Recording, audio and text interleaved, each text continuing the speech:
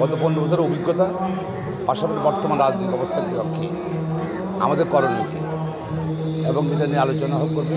মাঠ পর্যায় থেকে পরামর্শ নিশ্চয় আসবে।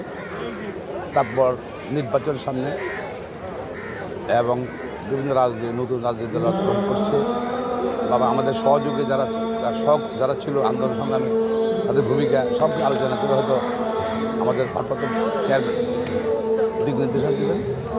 এবং আমরা আশা করি আজকের পরে বিএনপি নির্বাচনের মাঠে নেমে গেল, মানে একটা নির্বাচনী মাঠের নামার একটা প্রস্তুতি হিসাবে আমি দেখছি এটাকে। পাশাপাশি আমাদের যে দলীয় কর্মসূচি 31 দফা সংস্কার কর্মসূচি, সেগুলো নিয়ে আলোচনা হবে। এবং ইনশাআল্লাহ এটা খুবই সুন্দর আনন্দ পরিবেশে উৎসব নিয়ে সারা দেশ থেকে আমাদের প্রতিনিধি আসছেন।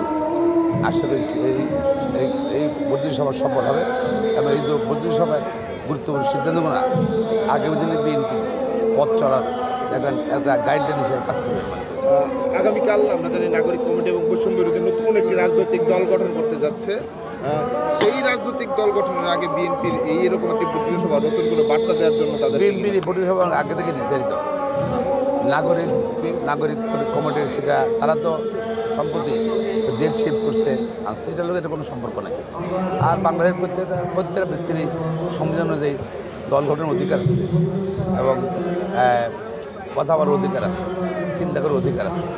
এটা করতে পারি কোনো আমাদের কাছে এটা বিএনপি রাজনীতি, এটা আমরা ওয়েলকাম করি, তাদেরকে ওয়েলকাম করি। তবে তারা যেন সরকারের সঙ্গে সংশ্লিষ্টতা সম্পূর্ণভাবে বাদ দিতে হবে, নতুবা এই সরকারের নিরপেক্ষতা নিয়ে নির্বাচনের সময় প্রশ্ন আসতে পারে। এই জন্য আমরা সকল রাজনীতির উচিত এই সরকারকে নিরপেক্ষ রাখার জন্য এমন কোনো কর্মকাণ্ড না করে তাদেরকে সরকার বিতর্কিত হয়। আর সরকার বিতর্কিত হলে আমাদেরকে যে অর্জন 15 বছর অর্জন এবং জুলাই 21 যে হাজার নেতাকর্মী সাধারণ মানুষ আত্মদিচ্ছে, তাদের যে রক্তদানটা, তাদের আত্মত্যাগটা, এটা মনে হয় তাদের আত্মা অনেক কষ্ট হবে মনে করি। ছাত্রদের নতুন রাজনৈতিক দল সারা দেশে ছড়িয়ে যাবে বা সংগঠন বা কমিটিগুলো হবে এবং বিএনপি রাজনীতি তো সারা দেশের নেতাকর্মীরা আসছে। ওই রাজনৈতিক দলের প্রেক্ষাপট বা অবস্থান নিয়ে কোনো বার্তা কি আসলে কেন্দ্র থেকে আপনাদের পৌঁছাবে কিনা? আমরা ওইভাবে নিশ্চয়ই তারা প্রত্যেক রাজনৈতিক দলই চেষ্টা করবে, সাংসদের চেষ্টা করবে তাদের সংগঠনকে ব্যক্তি ঘটানো। ভালো পরিবেশ চাই আমরা বাংলাদেশে এবং সকলেরই যেন রাজনৈতিক কর্মকাণ্ডে অংশগ্রহণ করতে চাই, তাদেরকে স্বাগত জানাই। Thank you. আজকে আপনারা একটা প্রতিবাদ রেখেছেন যেখানে বলা হয়েছে যে সুদৃঢ় ঐক্যই রুখে দিতে পারে সকল ষড়যন্ত্র।